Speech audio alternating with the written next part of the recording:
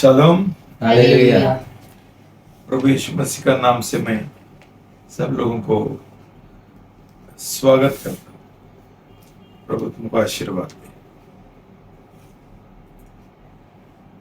भाई बहनों,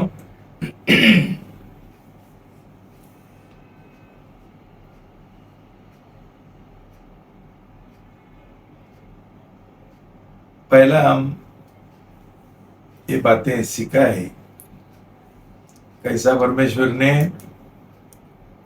वो करार का संदूक बांधने के लिए बोला मूसा को, और तभी उसने उसका दो भाग थे। एक दया का सिंहासन और उसका नीचे एक बॉक्स था जिसमें परमेश्वर ने बोला ये तीन चीज डालने के लिए, रखने के लिए। पहला है पत्थर की तख्तियां 10 आज्ञा का, दूसरे था अरुण का लाठी, और तीसरा है मन्ना का पत्र। ये क्यों डाला, क्यों बोला परमेश्वर ने डालने के लिए? क्यों? ये एक पाप का चिन्ह था।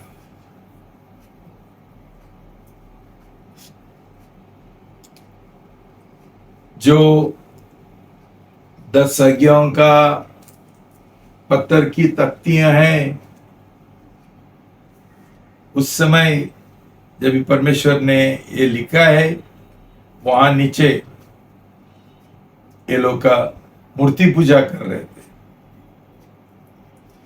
एक सुनहरा बछड़ा का सामने डांस कर रहे थे, नाच कर रहे थे। तो मूर्ति पूजा एक पाप है जो परमेश्वर ने सजा दिया उनको। दूसरा था एक विद्रोह का चिन्ह, आज्ञा उल्लंघन का चिन्ह। मतलब जब भी परमेश्वर ने अरुण को उसका लीडर बनाया, तभी दूसरे लोगों ने विद्रोह किया। हम क्यों नहीं हो सकते? तभी हमने देखा कि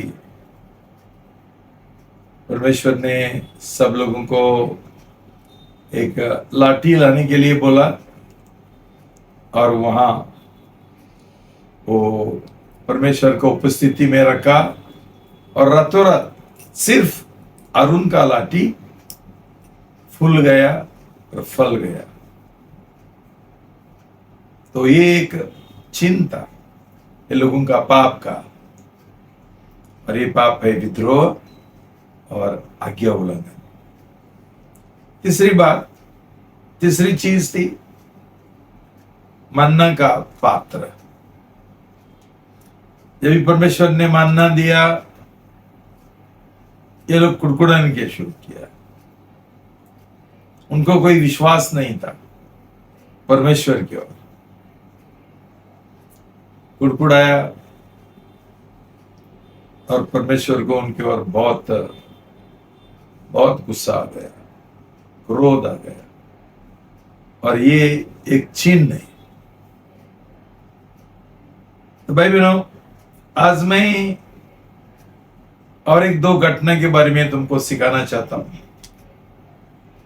ये भी एक पाप का कारण बन गया। पहला है, इसके और आज हम मनन करेंगे, 12 जासूस जो मूसा ने प्रतिज्ञा का देश में भेजा छानबीन करने के लिए। ये प्रतिज्ञा का देश कैसा है, क्या है, ये सब इसका छानबीन करने के लिए। और हम पढ़ेंगे नंबर्स चैप्टर 13 शुरुआत से। 1 and 2।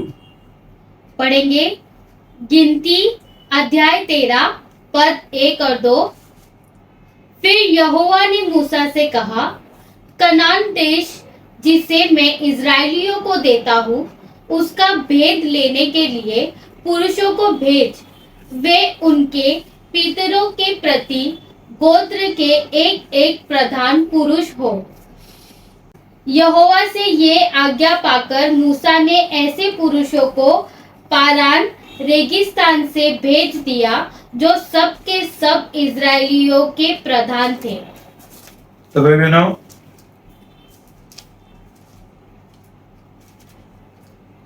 परमेश्वर ने बोला जो 12 गोत्र है उनका जो मुख्य लीडर है उनको चुनो,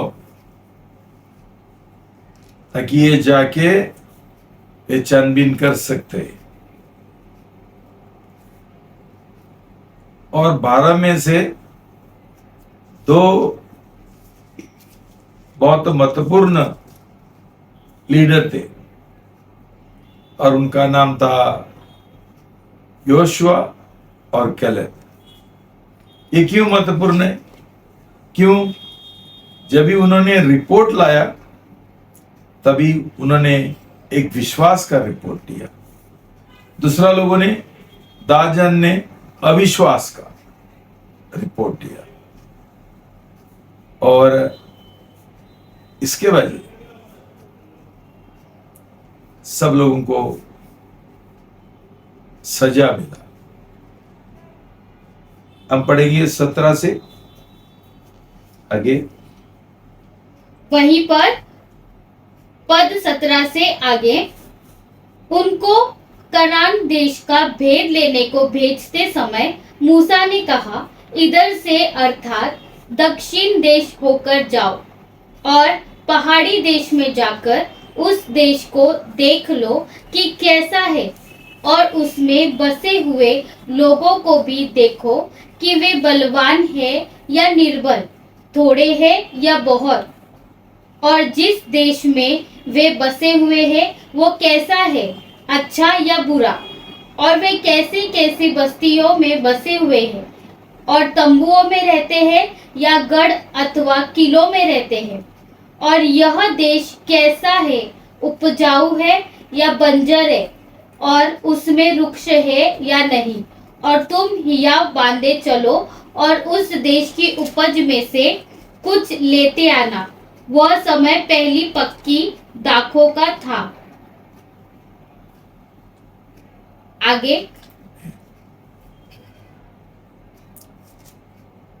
भाई बहनों, जब भी परमेश्वर हमको प्रतिज्ञा देता है हम उसके और शक करेंगे, वहां विश्वास करेंगे।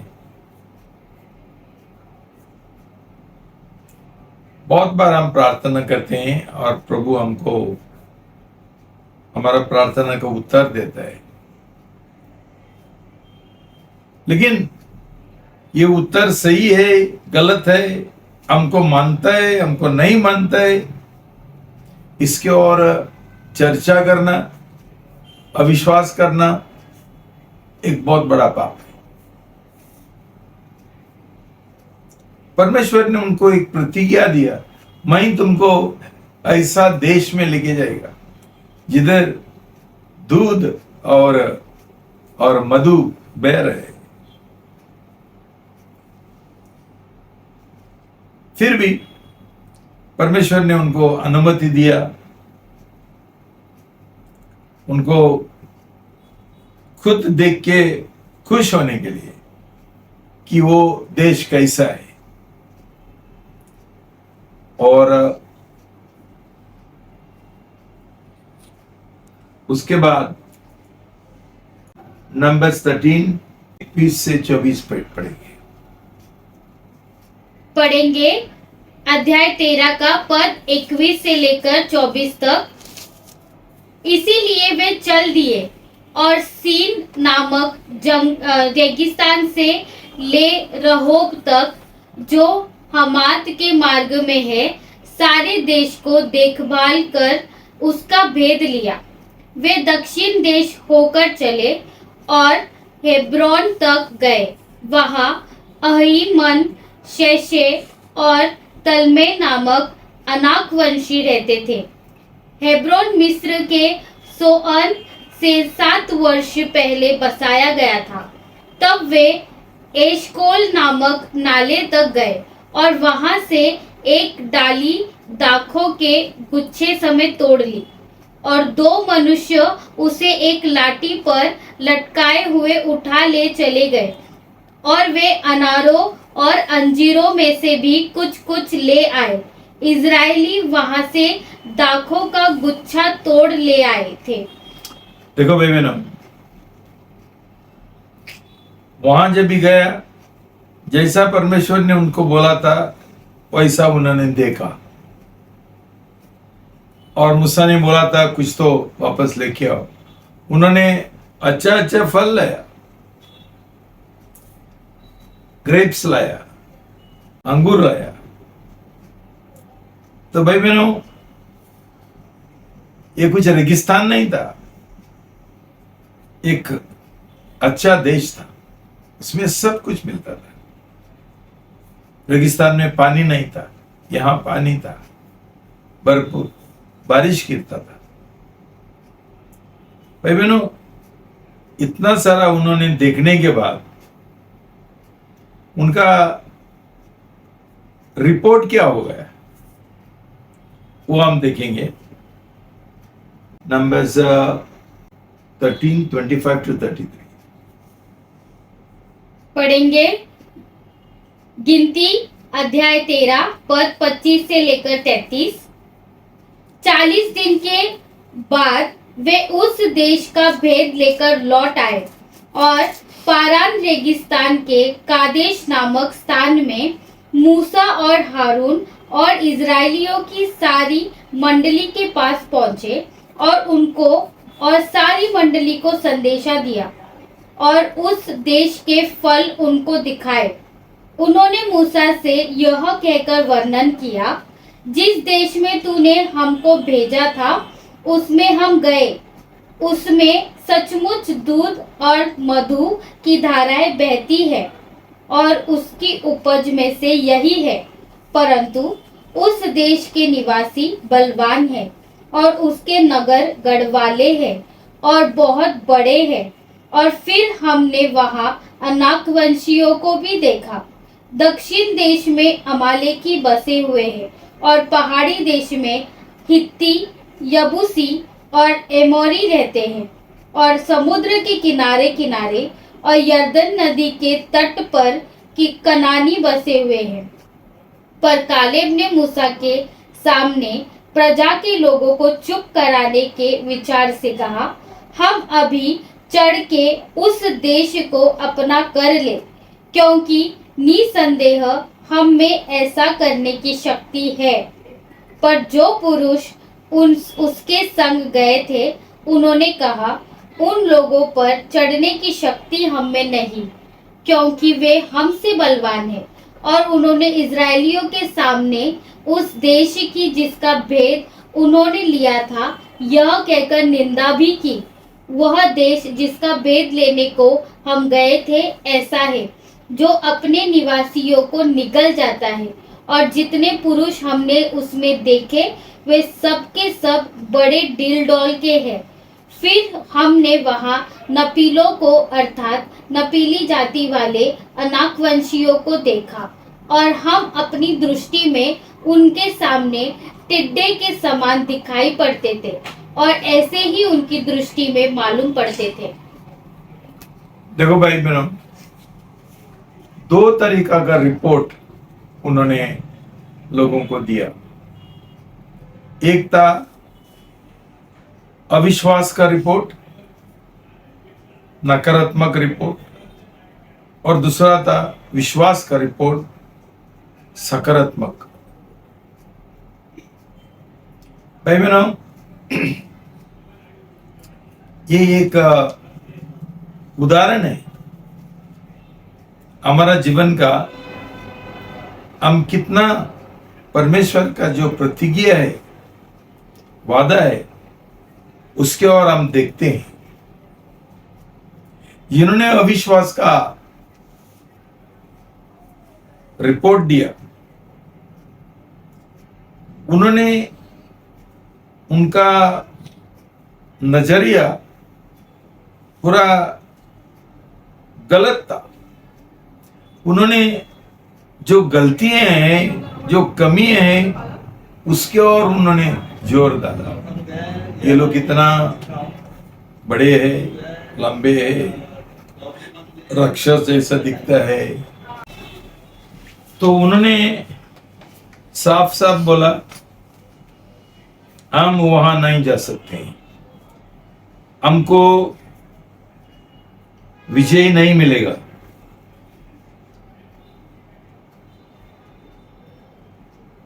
उन्होंने बोला, उनके साथ हम तुलना करेंगे तो हम टिट्टे जैसा देखते हैं। भाई बहनों, ये रिपोर्ट इतना अविश्वास का है, जो परमेश्वर ने जो बोला उसका कोई मतलब ही नहीं।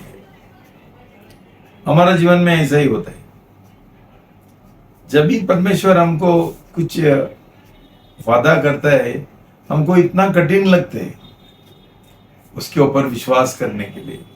हम हमेशा अलग अलग बातें सोचते हैं, क्या हो जाएगा, सचमुच ऐसा है, ऐसा ही होगा। ये सब अविश्वास की वजह। याद है, शैतान ने आदम और हवा को ऐसा ही बहकवाया। उन्होंने बोला, ये जो परमेश्वर ने तुमको बोला सही है क्या? ये झूठ है, तुम उसके ऊपर विश्वास मत करो। क्यों? परमेश्वर जानता है कि तुम ये जीवन का पेड़ खाएंगे, तुम परमेश्वर का जैसा बन जाएंगे। तुम सब कुछ जानेंगे, सही क्या है, गलत क्या है, अच्छा क्या है, बुरा क्या है। उनका मन में वो एक शक डाला, शंका डाला। तो शैतान ने उनका दिल में वो अविश्वास का रिपोर्ट डाला, और उसके द्वारा उन्होंने शैतान के ऊपर विश्वास किया, और ये फल जो मना किया था परमेश्वर ने, वही फल उन्होंने खाया। भाई बहनों, ये दिन प्रतिदिन का हमारा एक अनुभव है। लेकिन हमारा नया जन्म नहीं होगा, तभी हम सब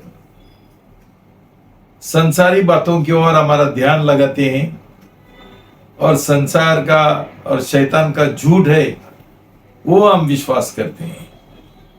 लेकिन जिनका नया जन्म हुआ, ये लोग ऐसा नहीं करेंगे। क्यों? उन्होंने एक परमेश्वर के साथ करार किया।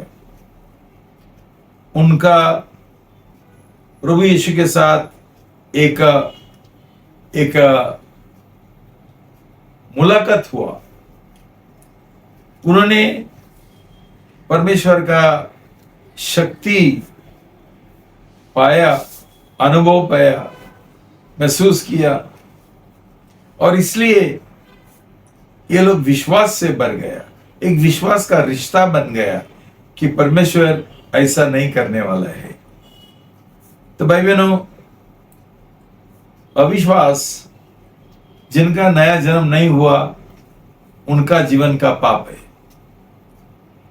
हम डरते हैं, डर पैदा करता है शैतान। कैसा होगा, कौन बोलता है, किसने देखा, स्वर्ग किसने देखा।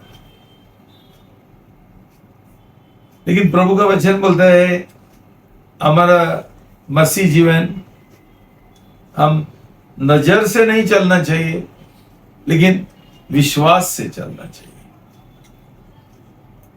तो इसके लिए हमारा जो कैलेब भाई है, उन्होंने सब लोगों को चुप कराया, और उसने क्या बोला,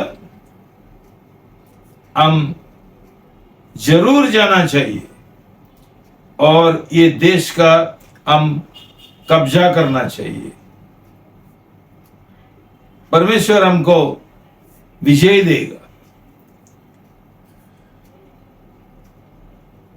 देखो भाई बहनों, दो तरीका का रिपोर्ट है। कैलेब का रिपोर्ट विश्वास का रिपोर्ट था। उसने परमेश्वर के ऊपर विश्वास किया और उसने क्या बोला, जरूर हमको वहां रुकावट मिलेगा, शायद ये लोग हमारे ऊपर आक्रमण करेंगे, लेकिन प्रभु हमारे साथ है ना, जरूर हमको परमेश्वर विजय देगा। इतना विजय हमने देखा। परमेश्वर ने मिस्र देश में कितना फिरौन को चमत्कार के द्वारा हराया। रेगिस्तान में भाई बहनों, परमेश्वर हमारा कमजोरी जानता है, इसलिए उसने उनका सामने ये सब चमत्कार करके दिखाया, ताकि जब भी कोई मुसीबत उनका जीवन में आता है तभी वो ये याद करे, परमेश्वर ने हमको विजय दिया, तभी अभी भी वो हमको देगा। भाई बहनों, ऐसा विश्वास का जीवन जीना जरूरी है। ये लोगों ने अविश्वास का उदाहरण दिखाया, लेकिन परमेश्वर हमको क्या सिखाता है इसके द्वारा, कि ये पाप है, ये अविश्वास है, अविश्वास का पाप है। और प्रभु का वचन बोलता है, विश्वास का बिना हम कभी परमेश्वर को प्रसन्न नहीं कर सकते। तो भाई बहनों, हमारा बीच में कितना सारा अविश्वास चल रहे हैं। हम हमारा मन के अनुसार चलते हैं, हमारा इच्छा के अनुसार चलते हैं, हमारा सोच विचार के अनुसार चलते हैं। हमको बिल्कुल विश्वास नहीं परमेश्वर की ओर। ऐसा क्यों होता है भाई बहनों? ये तुमको मैं इसलिए सिखाता हूं कि आजकल बहुतेक जो मसीह है उनका उद्धार नहीं हुआ, उनका नया जन्म हुआ, नया जन्म नहीं हुआ। जो पास्टर है उनका भी नहीं हुआ। क्यों? ये लोगों का विश्वास दिमाग का है, दिल का नहीं है। उन्होंने 100% समर्पण नहीं किया, एक शादी का करार नहीं किया प्रभु यीशु के साथ, और संसार के और त्यागीकरण नहीं किया। ये लोग मसीह बोलते हैं, लेकिन संसार का जो ये संसार का जो नियम है और संसार का जो तरीका है उनके अनुसार चलते हैं। तो हम मसीह बोलते हैं खुद को, तो इसमें विश्वास किधर है? हम विश्वास ही बोलते हैं, किधर विश्वास है? हम उल्टा संसार का जो सिद्धांत है, परंपरा है, तरीका है, उसके अनुसार चलते हैं। और कभी कभी हमको उसके बारे में एक ये भी नहीं है, हमको मालूम भी नहीं पड़ते। हम ऐसे ही चलता है, इतना आदत बन गया संसारी लोगों का जैसा चलने के लिए, संसारी लोगों का जैसा सोचने के लिए और बात करने के लिए। देखो ना तो तुम्हारा जीवन कैसा है। तुम्हारा नया जन्म नहीं हुआ तो तुम कैसा बात करते हैं, और जिनका नया जन्म हुआ ये लोग कैसा विश्वास का जीवन जी रहे। पवित्र आत्मा का अगुवाई से चलना है, वो हमको चलाता है, वो हमको परमेश्वर का इच्छा के अनुसार जीने के लिए, उसके ऊपर पूरा विश्वास रखने के लिए। जैसा भाई एक बच्चा उसको उसका पिताजी के ऊपर पूरा विश्वास है। वो उसका हाथ पकड़ता है और किधर भी लेके जाएगा वो उसके साथ जाते हैं। ऐसा रिश्ता है कि हमको प्रभु यीशु के साथ नहीं है। क्यों? नया जन्म नहीं हुआ। हमारा सब दिमाग का विश्वास है, उसका कुछ मतलब नहीं। और दिल में हमको संसार का प्रेम है। हम संसार से अलग बनने के लिए तैयार नहीं है। हमका संसारी जीवन जीना है। ये लोग पैसा का प्रेम करता है, हम भी करते हैं। ये लोग ज्वेलरी का प्रेम करता है, हम भी करते हैं। क्या बोलते हैं उसको? दागिना का, सजावट।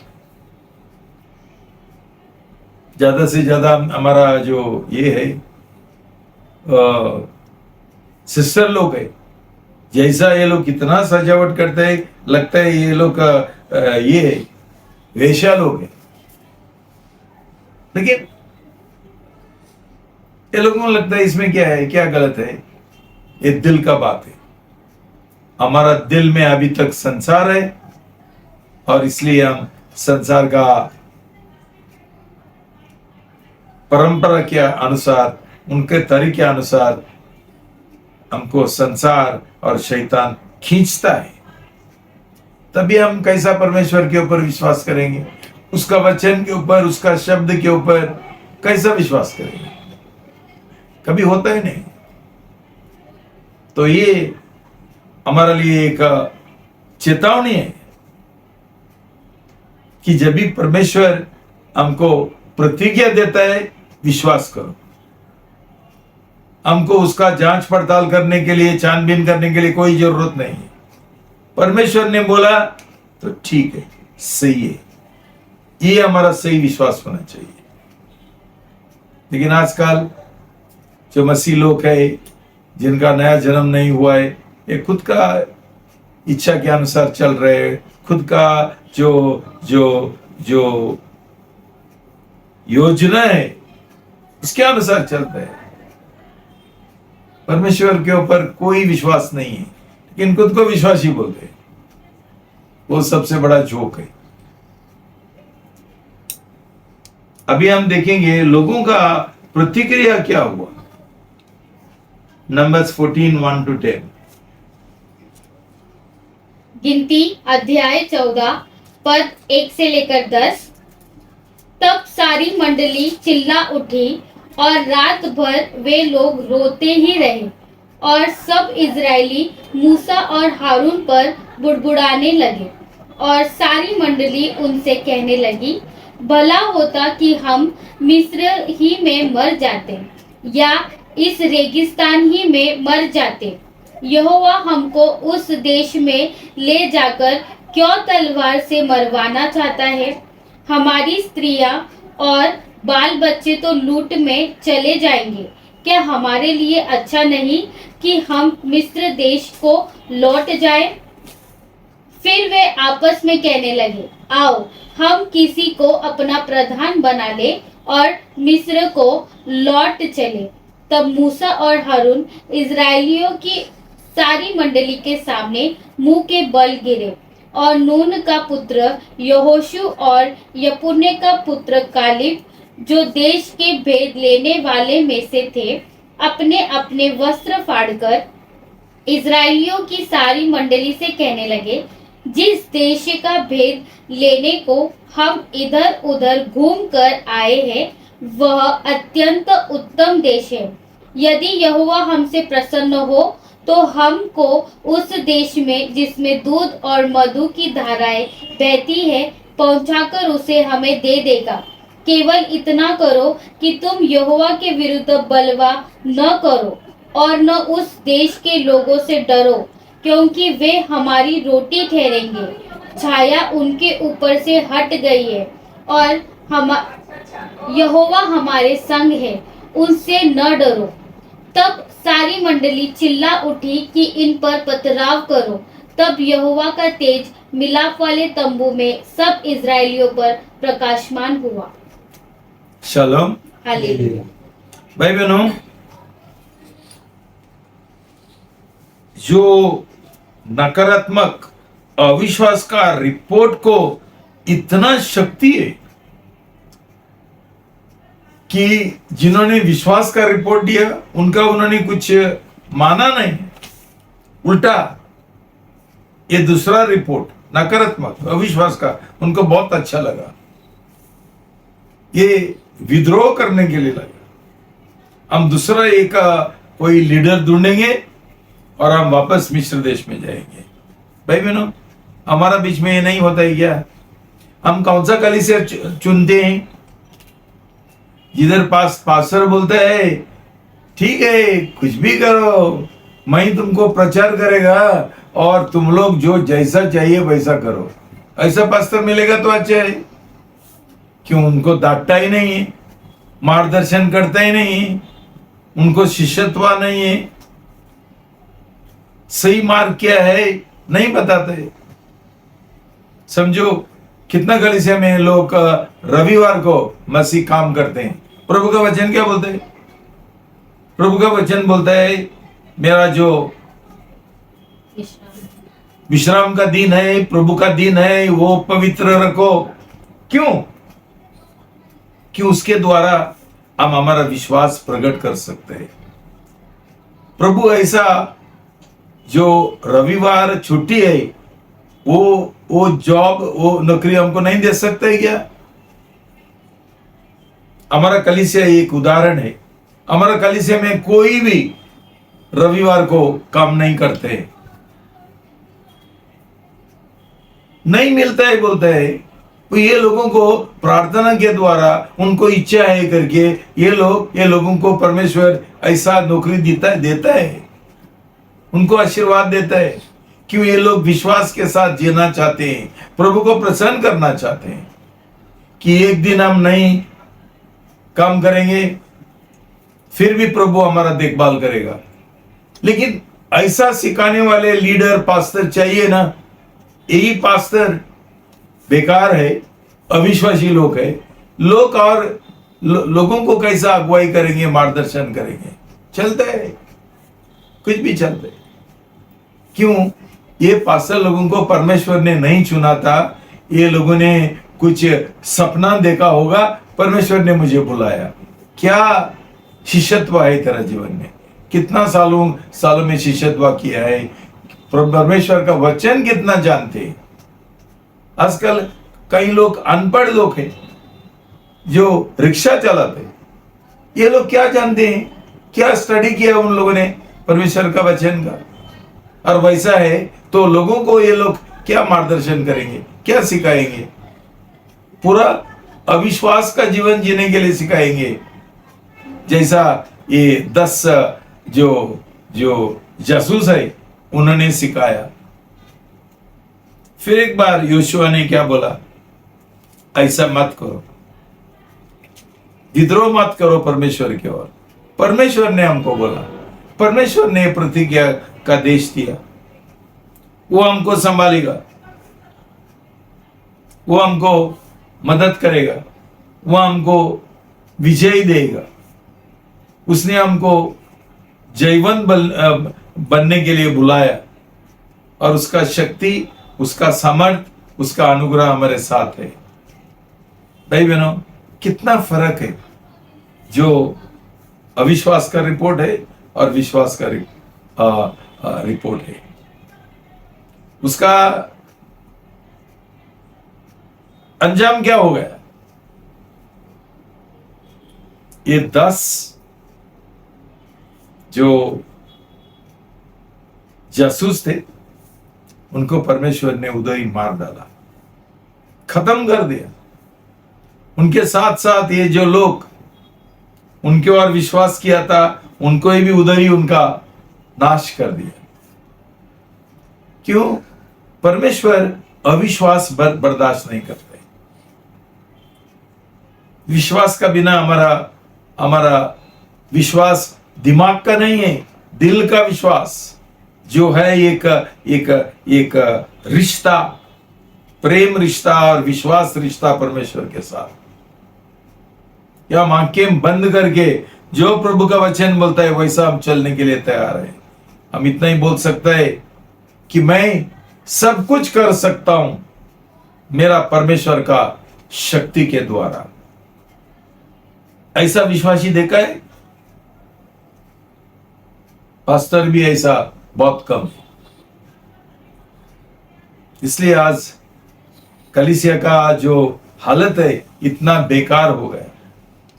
बेकार बेकार मसीह, बेकार अविश्वासी मसीह। तो भाई बहनों, ये घटना के द्वारा हम सीखना चाहिए कैसा विश्वास का जीवन जीना। लेकिन विश्वास का जीवन जीने के लिए पहला हमारा नया जन्म होना चाहिए। विश्वास एक दान है परमेश्वर का, जो नया जन्म के द्वारा हमको मिलता है। हम हमारा जीवन का समर्पण करने के लिए तैयार नहीं है, उसके ओर पूरा विश्वास करने के लिए तैयार नहीं है, संसार से अलग होने के लिए तैयार नहीं है।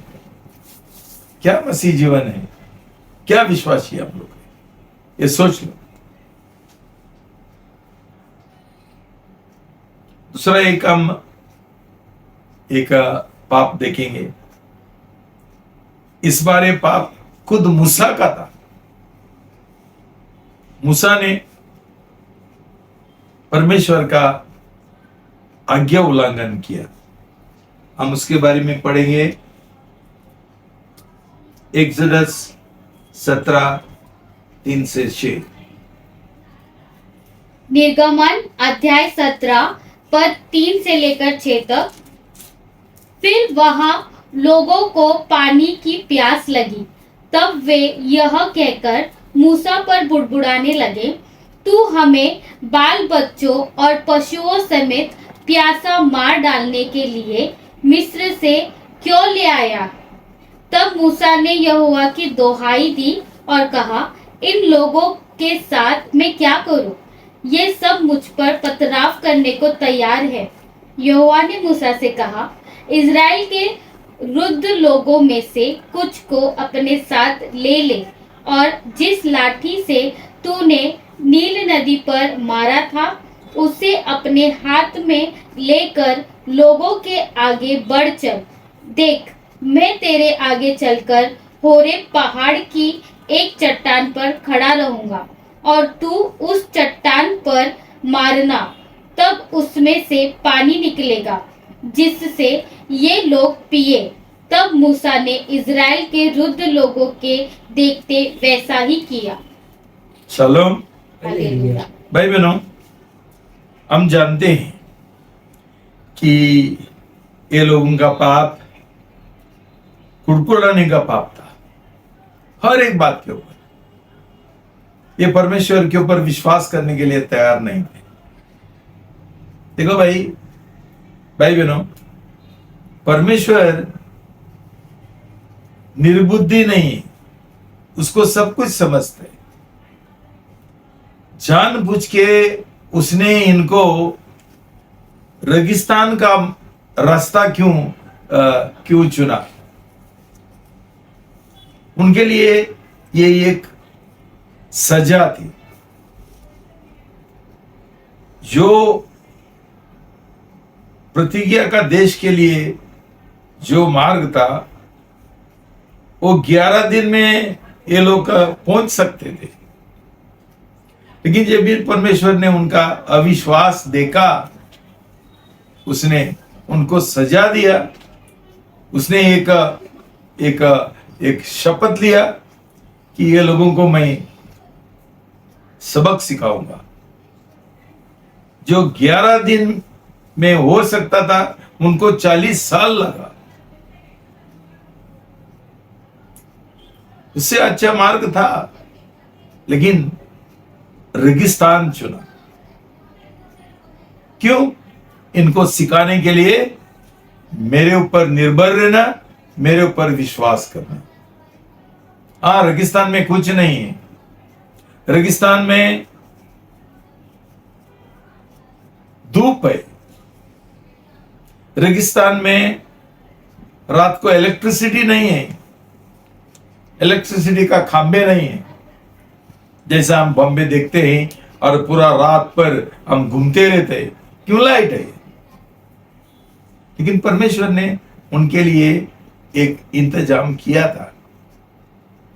दिन में उसने बादल लगाया और उनको छाया मिला।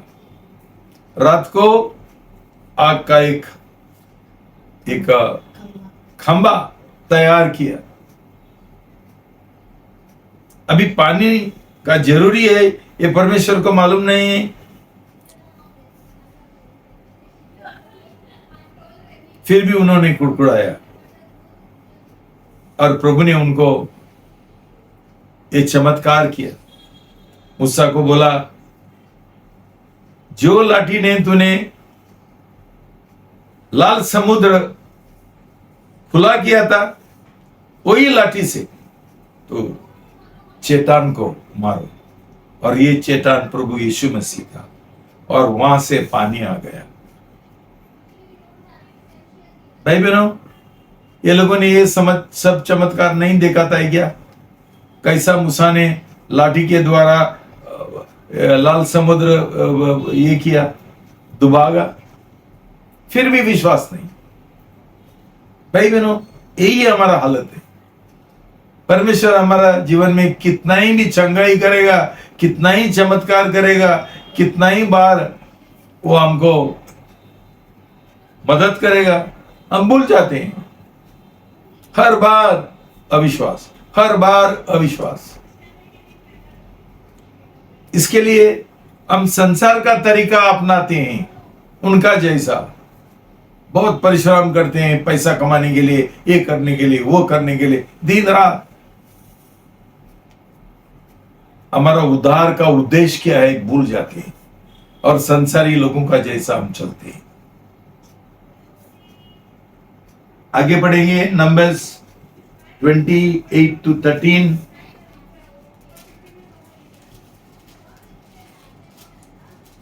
गिनती अध्याय 20 8 से लेकर 13 तक पढ़ेंगे।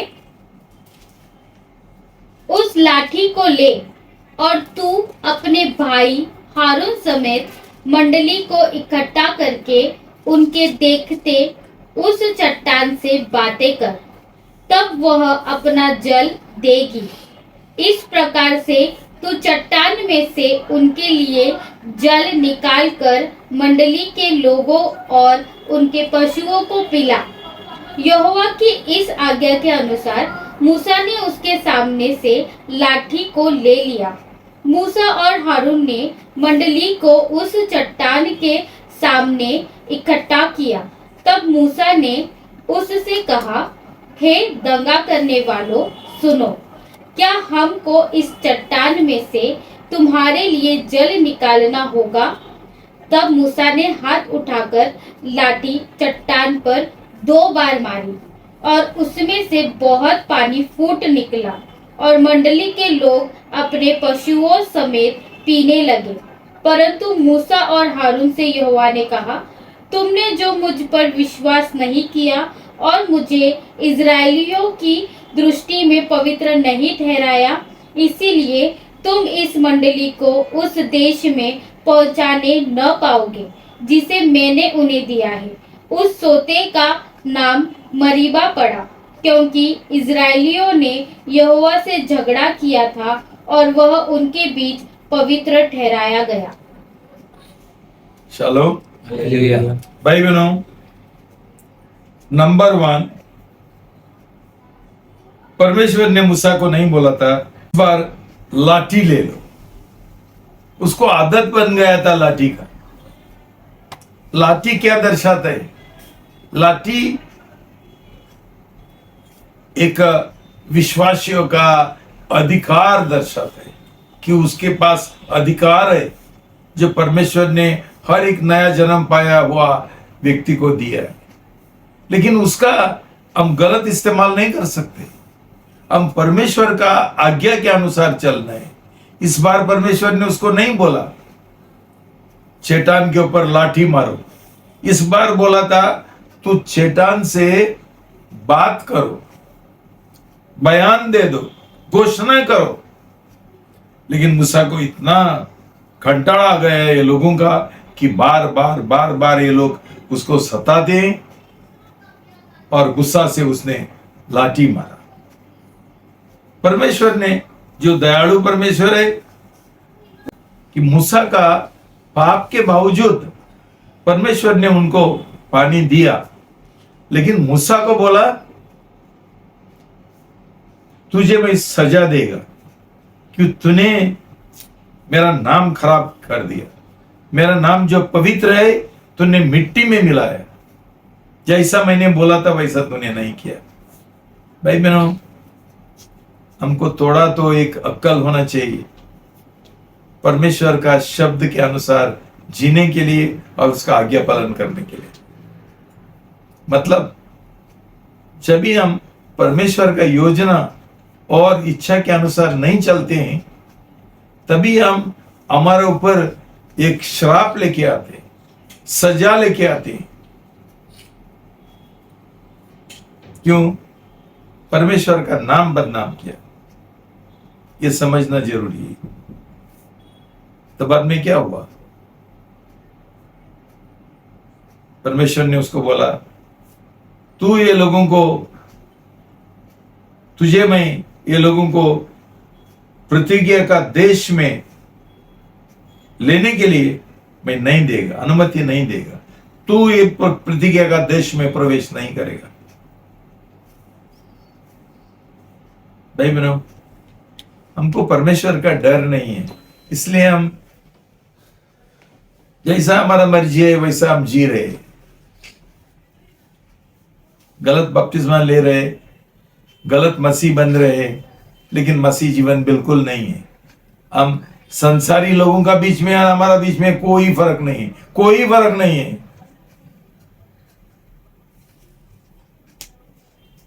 तो क्या हो गया? हम पढ़ेंगे ड्यूटरोनॉमी 32 49 to 52। व्यवस्था विवरण अध्याय 32 पद 49 से लेकर 52 तक। उस अबारीम पहाड़ की नबो नामक चोटी पर, जो मोआब देश में यरीहो के सामने है, चढ़कर कनान देश, जिसे मैं इजराइलियों की नीच भूमि कर देता हूँ, उसको देख ले। तब जैसे तेरा भाई हारून होर पहाड़ पर मरकर अपने लोगों में मिल गया, वैसे ही तू इस पहाड़ पर चढ़कर मर और अपने लोगों में मिल। इसका कारण यह है कि सीन रेगिस्तान में कादेश के मरीबा नामक सोते पर तुम दोनों ने मेरा अपराध किया, क्योंकि तुमने इजराइलियों के मध्य में मुझे पवित्र न ठहराया। इसीलिए वो देश जो मैं इजराइलियों को देता हूँ, तू अपने सामने देख लेगा, परंतु वहां जाने न पाएगा। शालोम। भाई बहनों, मूसा का सोचो, कितना महान परमेश्वर का दास है, कितना परमेश्वर ने उसका इस्तेमाल किया। परमेश्वर ने उसको बोला, ऐसा दूसरा व्यक्ति तुम्हारा बीच में मुझे कोई नहीं मिला, वो मेरा दिल का व्यक्ति है, इससे मैं आमने सामने बात कर रहा हूं। कितना उसका इस्तेमाल किया, कितना उसने परमेश्वर को महिमा लाया। एक मिस्टेक हो गया। कितना सावधान रहना चाहिए भाई बहन। हम लोग लापरवाही का लोग है। मसीह लोग होने दो तो पास्टर लोग बने, बिंदास। पवित्रता है ही नहीं, सब दुनियादारी है।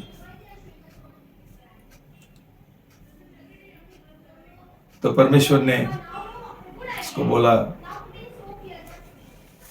तू पहाड़ पर जाओ और उधर ही मर जाओ। भाई बहनों,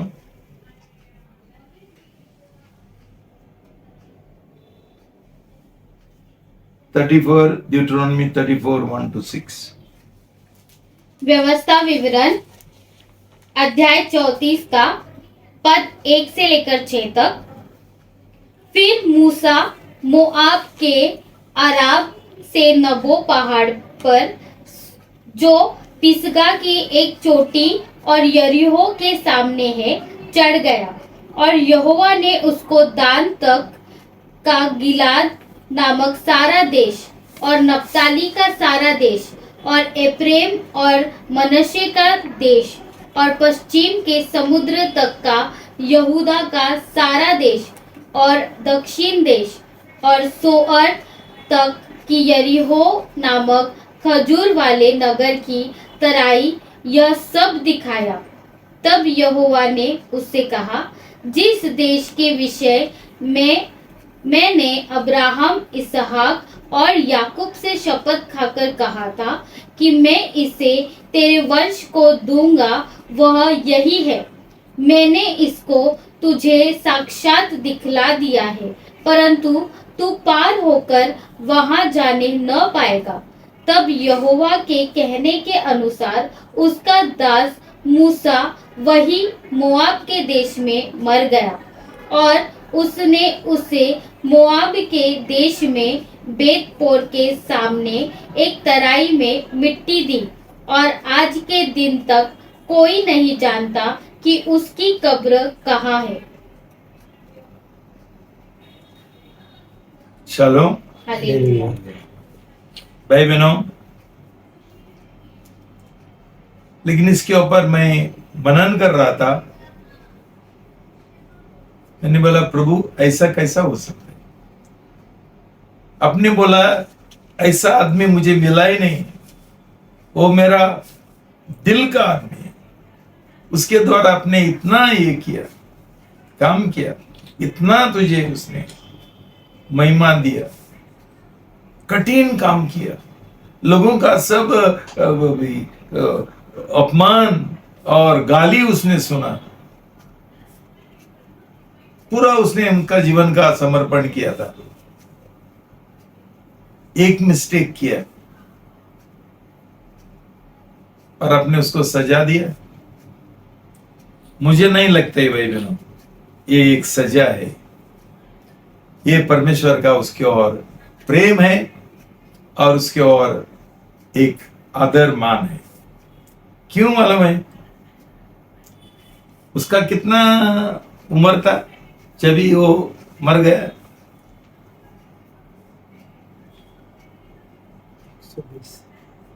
120 का साल का आदमी, प्रभु उसके और दया नहीं करेगा क्या? इतना उसने परिश्रम किया, इतना अच्छा काम किया, प्रभु ने उसको क्षमा किया, जरूर क्षमा किया। लेकिन देखो, उसके और इतना आदर मान दिखाया। उसका अंतिम संस्कार के लिए दूसरा कोई नहीं था, सिर्फ प्रभु यीशु था। उसने उसको दफनाया। हमारा जो अंतिम संस्कार है, हम चाहते हैं बहुत लोग आए, ताकि हम कितना फेमस है और कितना ये है, प्रसिद्ध है, कितना बड़े लोग है, बाद में क्या करता है, भाषण देता है। एक जन आता है, भाषण देता है, उसको ऊंचा उठाता है और उसको ऊंचा उठाता है। मूसा का जो अंतिम संस्कार है, उसमें कोई नहीं था, सिर्फ प्रभु यीशु था, परमेश्वर था, उसने उसको दफनाया। ये छोटी सी बात है भाई। मुझे तो इसके द्वारा परमेश्वर का प्रेम, आदर मान और उसको और धन्यवाद, तूने मेरे लिए इतना काम किया।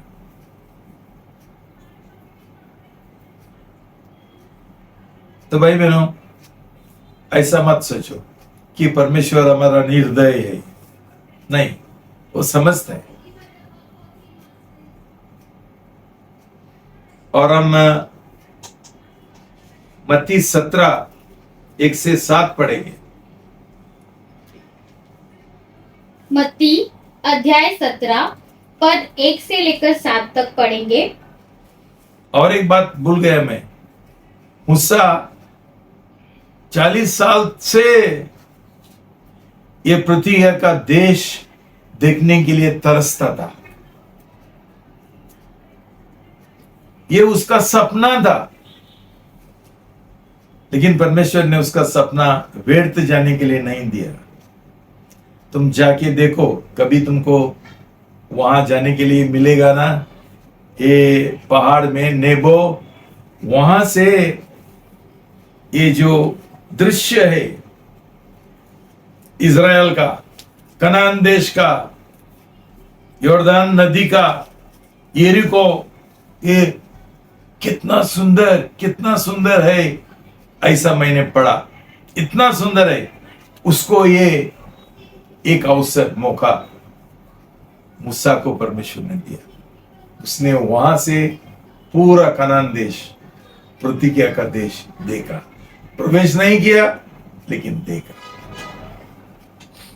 देखो भाई बहनों, पर हमारा जो परिश्रम है ना परमेश्वर के लिए, वो कभी व्यर्थ नहीं जाते, कभी नहीं व्यर्थ जाते। वो हमको कैसा ना कैसा हमको पुरस्कार देता है, इनाम देता है। अभी पढ़ो। पढ़ेंगे मत्ती 17 का 1 से 7। 6 दिन के बाद यीशु ने पतरस और याकूब और उसके भाई यूहन्ना को साथ लिया और उन्हें एकांत में किसी ऊंची पहाड़ पर ले गया।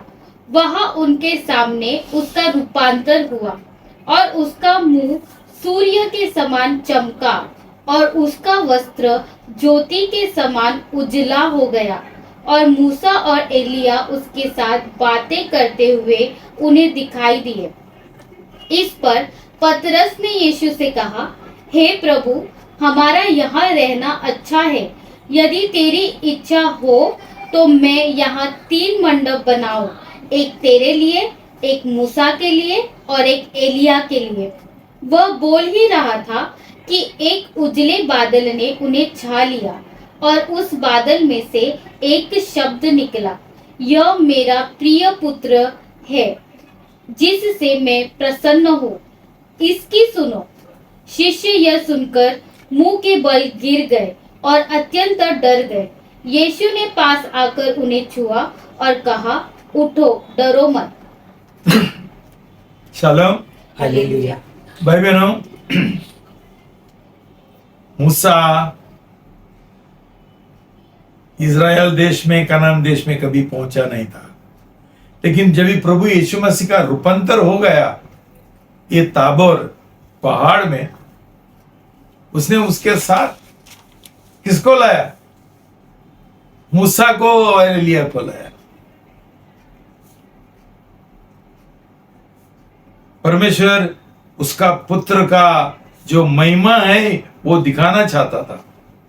क्यों? अभी थोड़ा दिनों के बाद प्रभु यीशु मसीह क्रूस के ऊपर ये खूनी का मौत सहने वाला था। उसका शिष्यों ने उसका महिमा देखा। जैसा वो परमेश्वर है वैसा वो कितना महिमामय है। और उनके साथ साथ मूसा है और एलिया है।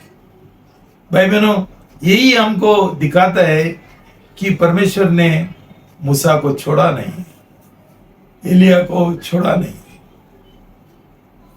भाई बहनों, ये पुराना करार का लोग है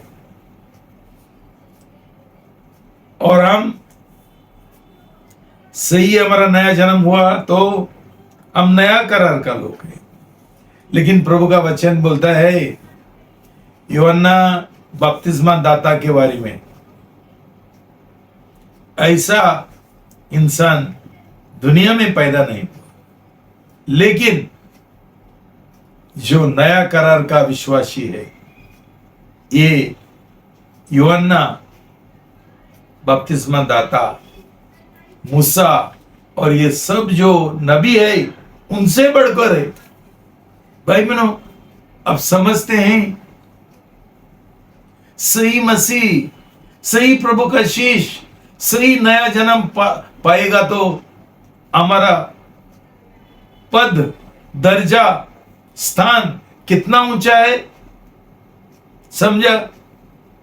दुख की बात है कि आज ये कोई सिखाता ही नहीं, कि उन लोग जानते नहीं है, लेकिन उनको कलीसिया खुला करने का है, ताकि ये सब लोग उसको पास्टर पास्टर बने बोले।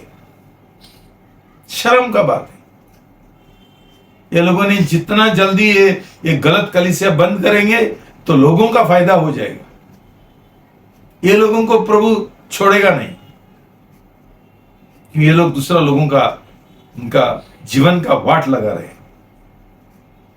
भाई बहनों, हम पढ़ेंगे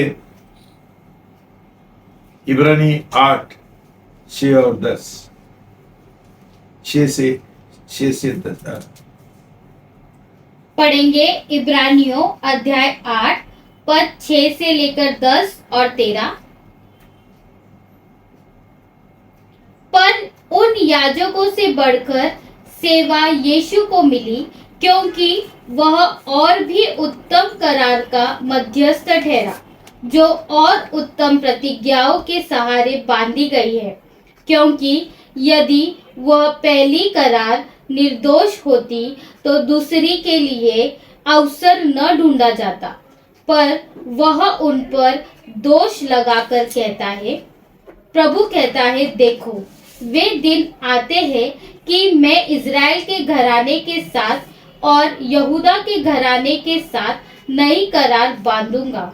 यह उस करार के समान न होगी जो मैंने उनके बाप दादों के साथ उस समय बांधी थी, जब मैं उनका हाथ पकड़कर उन्हें मिस्र देश से निकाल लाया, क्योंकि वे मेरी करार पर स्थिर न रहे, इसीलिए मैंने उनकी सुधि न ली। प्रभु यही कहता है। फिर प्रभु कहता है कि जो करार मैं उन दिनों के बाद इज़राइल के घराने के साथ बांधूंगा, वह यह है कि मैं अपने नियम शास्त्रों को उनके दिलों में डालूंगा और उसे उनके हृदय पर लिखूंगा, और मैं उनका परमेश्वर ठहरूंगा और वे मेरे लोग ठहरेंगे। अध्याय 13 पद 13। नई करार की स्थापना से उसने प्रथम करार को पुरानी ठहरा दिया, और जो वस्तु पुरानी और जीर्ण हो जाती है उसका मिट जाना अनिवार्य है। शालोम। हालेलुया। भाई बहनों, पुराना करार सिर्फ एक तैयारी था नया करार के लिए। ये पुराना करार दोषी करार था, उसमें दोष था, उसमें परमेश्वर ने जो चूक है, जो गलती है, वो उसने वो समझा। भाई बहनों, ये जो कानून का करार था 10 आज्ञा का, ये सही है, पवित्र है, गलत नहीं है। कैसा हम जीना है, परमेश्वर ने हमको उसका जो स्टैंडर्ड है, मापदंड है, उसका दर्जा जो है हमको दिखाया, ऐसा जीना है। मूर्ति पूजा नहीं चलेगा, व्यभिचार नहीं चलेगा, झूठ नहीं चलेगा, चोरी नहीं चलेगा, और अलग अलग सब कुछ, खून नहीं चलेगा। लेकिन ये आज्ञा का पालन करने के लिए यहूदी लोगों के पास, इजरायली लोगों के पास कोई उनको शक्ति दिया ही नहीं है, उसमें कोई शक्ति नहीं था। तो इसलिए ये सब जो आज्ञा है, 10 आज्ञा है, ये लोगों ने सब तोड़ा,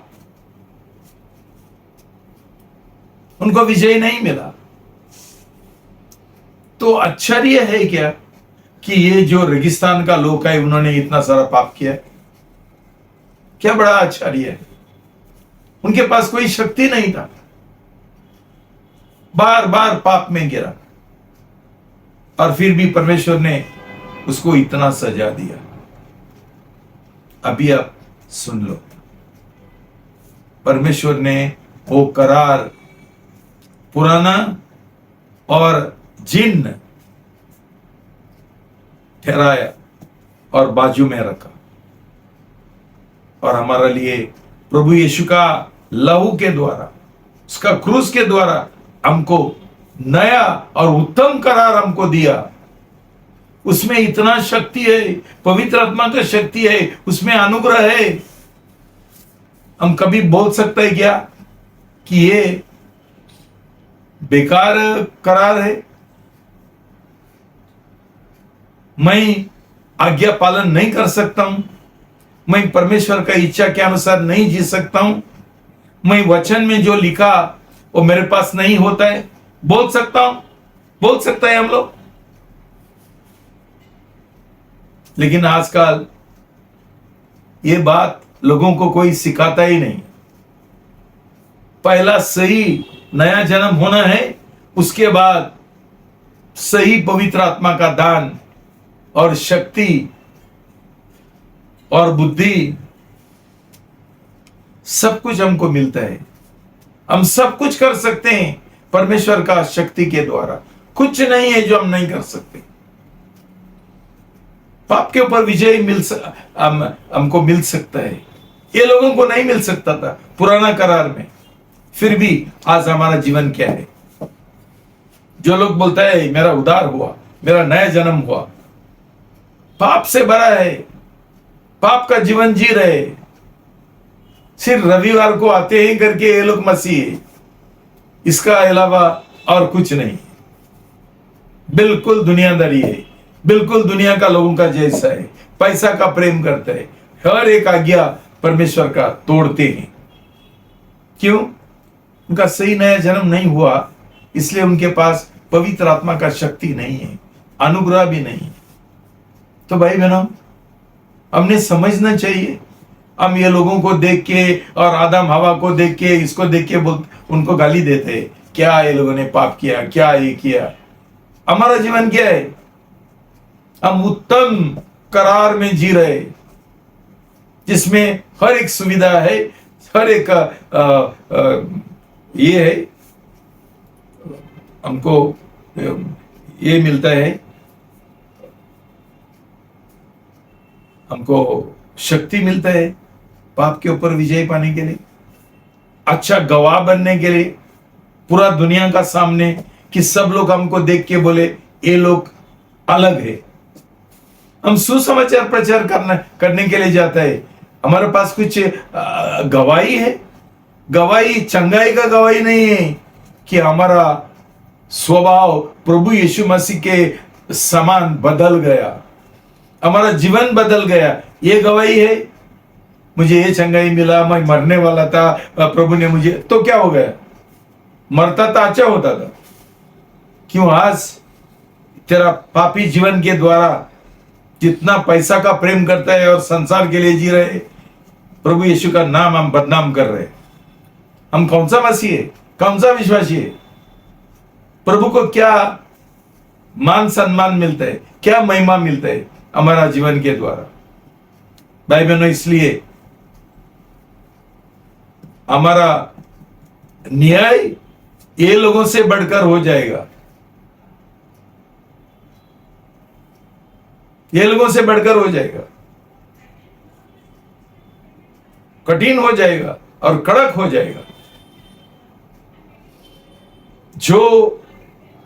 जो उपाय उनके पास नहीं था, ये सब उपाय हमारे पास है, और उसके लिए प्रभु यीशु मसीह ने कष्ट उठाया, उसका जान दिया, लहू बहाया। फिर भी हम लापरवाही करते हैं। मसीह मसीह हम विश्वासी डांस करता है और उधर उसका आराधना का समय भौं मारते हैं और चिल्लाते हैं। काय के लिए? काय के लिए? कौन सा शोबाजी है? लेकिन जीवन, लेकिन भाई बहनों, ये सब लोगों को बराबर ट्रेनिंग नहीं मिला, सही ट्रेनिंग नहीं मिला, जैसा प्रभु यीशु मसीह ने 3 साल में उनको दिया था, उसका शिष्यों को दिया था, पौलुस को दिया था। आज किधर शिष्यत्व है? कोई भी रातों रात उठते ही बोलता है मैं अभी कलीसिया शुरू करेगा, ये पास्टर बन जाएगा। बुलावत नहीं है, अभिषेक नहीं है, नया जन्म नहीं हुआ, कुछ नहीं हुआ। ऐसा ही पढ़ेला है सब कलीसिया, ऐसा ही शैतान का क्लब जैसा गलत कलीसिया। भाई बहनों, हम हमारा बड़ी जिम्मेदारी हम समझना चाहिए कि प्रभु ने हमको ये मौका दिया उसको जानने के लिए, उसका जीवन पाने के लिए, उद्धार पाने के लिए, लेकिन हम लोगों ने लापरवाही किया। भाई बहनों, जितना जल्दी पश्चाताप करेंगे और ये सब गलत कलीसिया हम छोड़ेंगे, बहुत अच्छा हो जाएगा हमारा उद्धार के लिए, हमारा आत्मिक जीवन के लिए और हमारा अनंत काल जीवन के लिए। भाई बहनों, सोचो, ये गंभीर रीति से सोचो। जैसा हम जीवन जी रहे, ये रेगिस्तान का लोगों का यहूदी लोगों से क्या ज्यादा ये है, अच्छा है हमारा जीवन? हम उनका जैसा ही है। उनका करार इम्परफेक्ट था, अपूर्ण था, हमारा करार संपूर्ण है, नया करार। फिर भी उसका फायदा हम नहीं उठाते हैं। हम भी पाप का जीवन जी रहे, हम भी संसारिकता का जीवन जी रहे। प्रभु हमको क्षमा करे जब भी हम सही पश्चाताप करेंगे एक ईश्वरी दुख के साथ। मैं यही प्रार्थना करता हूं कि प्रभु आने वाला है, ये अंतिम दिन है। अब जानते हैं क्या चल रहे हैं, हमारा तैयारी करना जरूरी है कि वो दुल्हन को लेने वाला है। मसीह लोगों को नहीं है, विश्वासी लोगों को नहीं, सिर्फ दुल्हन को, जिन्होंने उनका पूरा जीवन का समर्पण किया और संसार को 100% त्यागीकरण किया। हम सही पश्चाताप करेंगे, प्रभु हमको अनुग्रह देगा, हमारा जीवन बदल देगा। प्रभु तुमको आशीर्वाद दे। प्रार्थना करें। पिता परमेश्वर, प्रभु यीशु का नाम से मैं आपका सामने आता हूं क्षमा मांगने के लिए। पहला खुद के लिए, खुद का पाप के लिए क्षमा। कि कितना बार मैंने आपका नाम बदनाम किया, कि मेरा जीवन आपका स्वभाव के समान अभी भी बहुत कम है। प्रभु मुझे क्षमा करो, धो लो और मेरा इस्तेमाल करो ये लोगों के लिए प्रभु, ताकि ये जाने, सच्चाई जाने। और ये जो लोग गलत कलीसिया में है, अविश्वासी है, सही मसीह नहीं, उनका जीवन बदल दो, उनका आंखें खोल दो, ताकि ये लोग मिस्र देश का जैसा लोग ना बने। शैतान आज कितना लोगों को बहकाता है। वो नहीं चाहता है कि लोगों का सही नया जन्म हो। ये सब गलत कलीसिया खड़ा करके शैतान ने रखा है लोगों को बहकवाने के लिए। प्रभु हमको छुटकारा दो प्रभु, हमारा आंखें खोल दो प्रभु, हमारा दिल खोल दो प्रभु, सही रीति से आपके साथ करार करने के लिए, प्रेम और विश्वास का करार करने के लिए, जीवन का 100% समर्पण करने के लिए और संसार की ओर 100% त्यागीकरण करने के लिए, ताकि आप सिर्फ और सिर्फ आपका बने, आपका दुल्हन, कि आप हमारा पहला प्रेम बने और उसका सिवा हमारा और कुछ नहीं। धन्यवाद प्रभु, आप उद्धार का परमेश्वर है, दयालु परमेश्वर है, अनुग्रहकारी परमेश्वर है। आप हमारा प्रार्थना सुन लिया, इसलिए मैं धन्यवाद देता हूँ। यीशु का नाम से प्रार्थना करता हूँ, आमीन।